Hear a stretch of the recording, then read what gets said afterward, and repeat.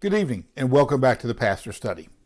As we get started, let me catch you up to date. For those of you who were with me 2 weeks ago, I commented on the fact that I had an upcoming surgery on my knee, which should have been last week.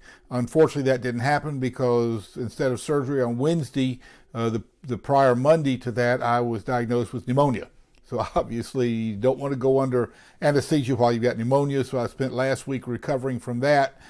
Mostly recovered from that. At the same time, I got a shot of cortisone in my knee, which is buying me some time in terms of my knee functioning. And then probably sometime in early May, I'll get that fixed and we'll get back on track. So that's the update on where I'm at.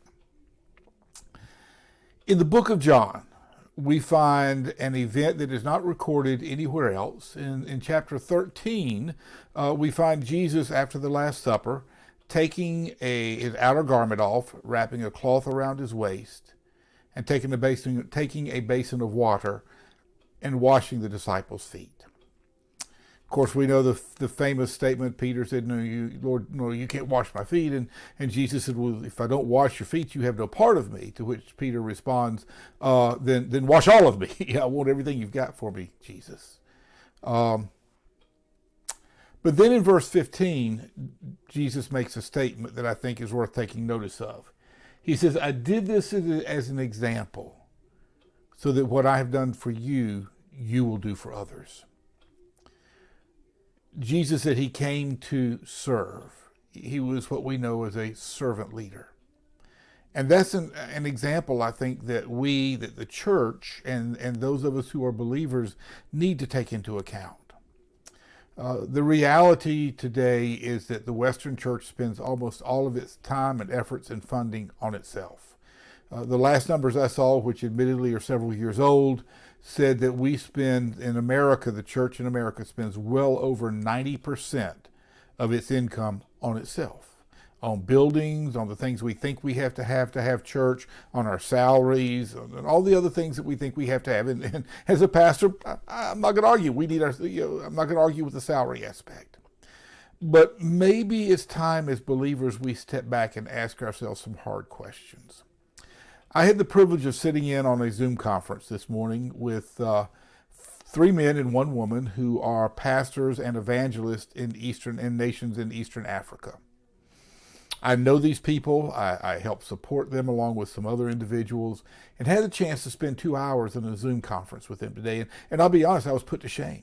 As I listened to the things that they are accomplishing, I know what their budgets are like. I know what they live on. I mean, you want to talk about stepping out in faith, these men and women do that.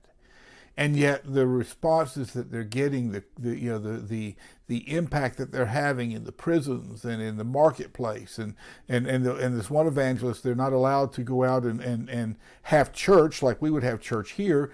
So he goes to the construction sites.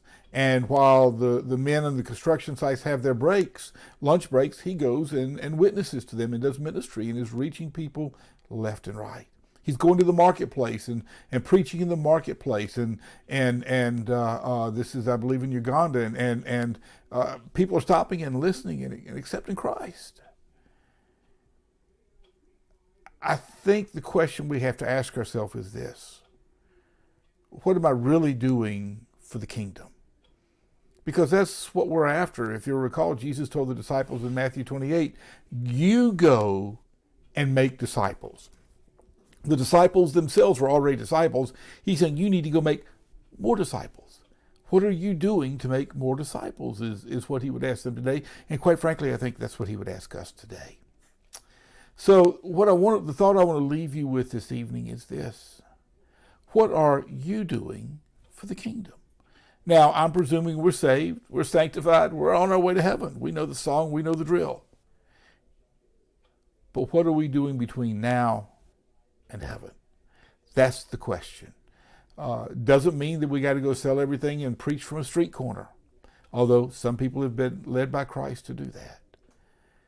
But my question to you would be this: have you gone back and asked the Lord, what is your role in his kingdom? What are you doing that you're doing right? And what are you not doing that you need to be doing? That's certainly the question all of us need to be asking, I think, on a regular basis. Paul in 2 Corinthians says we are to examine ourselves. Now, he puts it in the context of we should examine ourselves to see if we're still in the faith. That is, to see if our faith is still strong, to see if we're still living by the tenets of our faith. But at the same time, I think the question can be asked, am I still also walking according to the Spirit? Am I living my life the way God has laid out for me to live, fulfilling the calling he has on my life? That's the thought I want to leave with you today. We are called to be servants, not to ourselves, not just to other believers, but to the world in general, to show them the love of Christ. That's our call. Let's fill out our report cards and see how we're doing. Be blessed, and I'll look forward to seeing you next week in the Pastor Study.